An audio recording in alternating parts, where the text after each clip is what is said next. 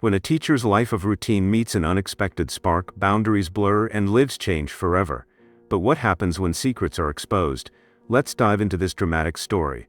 At the beginning of the film, we meet a middle-aged schoolteacher named Joseph Sven. In his childhood, he had an injury, which left him limping and walking with a cane. He lived on a farm with his elderly mother and took care of the usual household chores.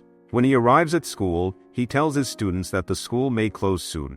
At this moment, a new 18-year-old student named Catherine Wheeler enters the class. Might you be? Catherine? Wheeler? After work, Joseph discusses the closure of the school with Rosalie, a widow whose husband had passed away. Joseph had been taking care of her and even planned to marry her. The next morning, a man named Nathan Wheeler, a retired major and Catherine's father, arrives at Joseph's farm. Oh, sweetie. He wants to board out a horse at Joseph's stable and is even willing to pay $175 a month. Joseph, of course, agrees. Later, Joseph drives Catherine and tells her that this is his last year as a teacher. She asks what else he can do, but Joseph doesn't know how to answer, and she promises to find out. It is at this moment that she starts having inappropriate thoughts. Later that day, Dr. Evans visits Joseph's mother to bring her medicine. He confides in Joseph that her condition will only get worse and that she has only a few months to live. It would be better for her to stay in the hospital. The next day, after work, Joseph goes to the stable and finds Catherine waiting for him silently in the loft. You knew I was here. You're right. He joins her there where she hints at her feelings, attempting to catch his attention with a subtle gesture. Joseph immediately walks away, wanting to stay true to his principles. However, after some reflection, he realizes his life has become monotonous, and perhaps adding a bit of excitement wouldn't hurt. He returns, and he and Catherine share a special moment of closeness. A few days later, the school board informs Joseph that since he hasn't completed his professional development courses, he won't be able to teach in city schools. Joseph is not bothered by this, tells the board members off, and goes home. Later, Dr. Evans visits Joseph and tells him that Major Wheeler, who also loves hunting, spotted a coyote in the area.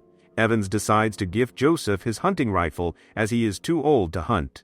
During one of his lessons, Joseph assigns his students to write essays. Catherine uses this opportunity to write that she wants to meet him, as she has something important to tell him. Later, while driving, Joseph gets angry at Catherine for leaving such an open note, fearing that someone might find out about their relationship. At first, he thought she might be pregnant, but Catherine denies it. I'm not in the mood.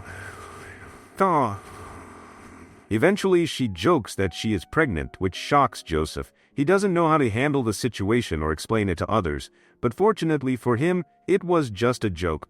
Catherine isn't pregnant. One morning, Catherine gives Joseph a bottle of 20-year-old bourbon as a gift. He accepts it and asks about her mother. Catherine steers the conversation away from her past, especially her mother's struggles, and shifts the focus back to Joseph. Sometime later, Dr. Evans unexpectedly walks into the stable and finds them together. Afterward, Joseph and Evans meet at a cafe. Evans is shocked by what he saw and asks how long it's been going on. Joseph tells him everything, and Evans warns him that if he doesn't end it, he will have serious problems. Moreover, Joseph has Rosalie, who is waiting for him to propose. After the school party, Rosalie invites Joseph to her home to spend some time together in bed, as he likes, but he refuses, and Rosalie leaves, feeling hurt. When Joseph returns home, his mother mentions that she knows about his relationship with young Catherine and asks how long it will continue. Joseph is lucky once again as he avoids answering when his mother starts feeling unwell. After his mother's words, Joseph finally reflects on what he's done, and gathering himself, he goes to Rosalie to apologize. He explains that the last time he refused her was because his mother needed help. However, Rosalie suspects that this isn't true. Joseph then justifies himself, saying that people his age go through changes and realize that they haven't done what they truly wanted.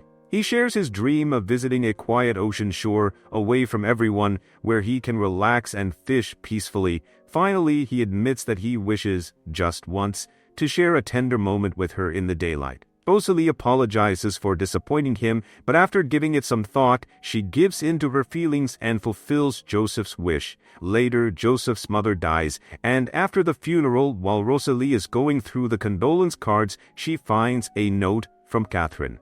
Upon reading it, she realizes that Joseph has been unfaithful. She goes outside and accuses Joseph of cheating.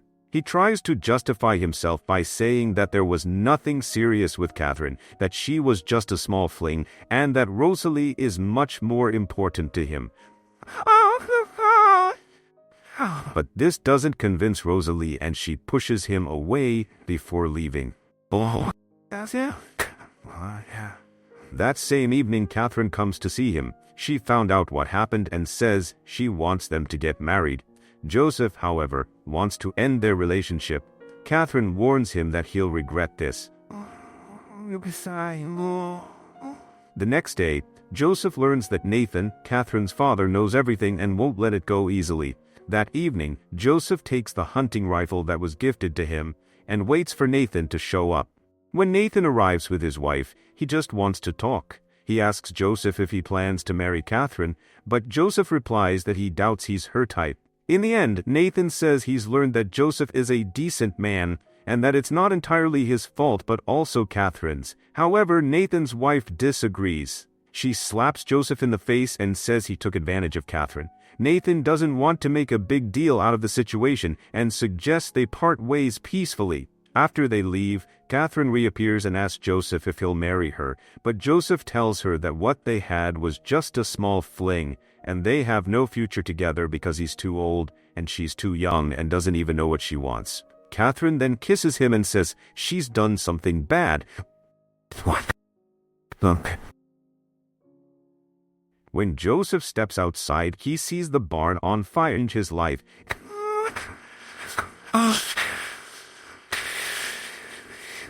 He reconciles with Rosalie, telling her that he loves only her and she forgives him. In the end, they both go to the ocean, where they decide to live out the rest of their lives together. The choices we make shape the lives we lead. Was redemption enough for Joseph, or will the past haunt him forever? Tell us your thoughts in the comments.